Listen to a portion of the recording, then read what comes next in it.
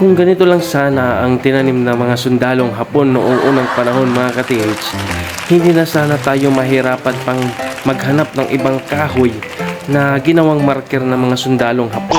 Tingnan nyo mga ka-TH ang mga kahoy na ito. Ito'y ginawa ng mga Chino. Ito'y itinanim nila mga ka-TH, pero may design na ito. Tingnan nyo mga ka-TH, ang ganda-ganda mga ka-TH. Kung ito sana ang ginawa ng mga sundalong Hapon noon, hindi na sana tayo mahirapan pang tukuyin kung anong marker ang nilagay ng mga Hapon. Kasi nga, may design na mga tits. Tingnan nyo. Tingnan nyo mga tits. Ang ganda-ganda ng pagkatubo ng puno mga tits. Mga kawayan yan mga tits. Itong design nito mga tits. Tingnan nyo. Diba ang ganda mga tits? Tingnan nyo.